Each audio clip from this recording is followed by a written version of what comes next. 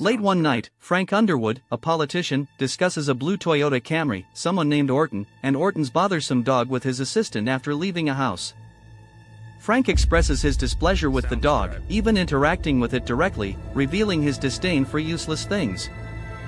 Back at home, Frank is joined by his wife, Claire, and they attend a celebratory gala for President Garrett Walker's election, where Frank expresses his doubts about Walker's choices. He identifies key people in Walker's orbit: Vice President Jim Matthew and Chief of Staff Linda Vasquez.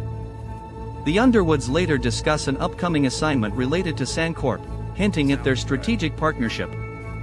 Simultaneously, Kate Mara, a journalist at the Washington Herald, discusses being pushed towards a federal peace with her colleague, Lucas. Frank learns from Vasquez that he will not be appointed Secretary of State. Michael Kern is chosen instead. Vasquez insists Frank is more valuable to Walker in Congress, testing his loyalty. Distraught and alone in Washington, D.C., Frank smokes a cigarette when Claire texts him, and when he returns home, Claire confronts him about his lack of communication, revealing the gravity of the betrayal he has suffered and urging him to focus. Claire confronts Frank, breaking a mirror to express her anger. Back at their residence, Frank smokes as Claire goes to bed, upset by the Secretary of State nomination debacle. Frank declares his intention to undermine Kern by working with Walker, while Claire expresses her support, albeit tinged with resentment. The news of Kern's nomination is repeated on CNN, prompting Cynthia to question the speed of Walker's decision, but Remy dismisses her concerns, stating the Walker campaign needs the Underwoods' influence. Frank cancels his meetings, signaling that he's enacting a plan, and tasks Remy with setting up a meeting with Catherine Durant.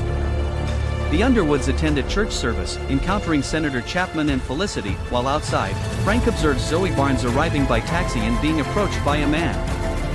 At her apartment, Zoe receives an email containing a photo of her with Frank, suggesting she's not being taken seriously, and she begins to research Congressman Francis Underwood. Meanwhile, Frank considers potential allies and seeks to influence the upcoming education bill. Claire, facing financial pressures at her nonprofit, initiates layoffs, starting with a specialist who has been with them from the beginning. Catherine Durant resists Claire's request to involve her charity in international endeavors, but Claire pressures her for a list of contacts, asserting her authority. Later that night, Zoe Barnes confronts Frank at his home, revealing her knowledge of his political strategy and expressing her eagerness to observe his actions. Frank invites Zoe inside, where Claire also joins them. Zoe states her interest in Frank's education plan and assures him that her anonymous source will unquestioningly report any information he shares. Frank seems pleased by this arrangement. Meanwhile, Lindsay joins a campaign focused on improving the lives of a select few, rather than everyone. Afterwards, Frank meets with Donald Blythe, urging him not to falter, and then facilitates Blythe's discreet exit. He declares that while ideas are for leaders, he considers himself a soldier. Zoe receives a contact number and meets Frank at the National Gallery, where he reminds her to maintain secrecy. Frank tasks Zoe with reinstating the federal education bill and shows her shredded documents as evidence of its removal. Frank emphasizes that their discussion remains confidential and warns that trust must be tested, stating he can only save one of them.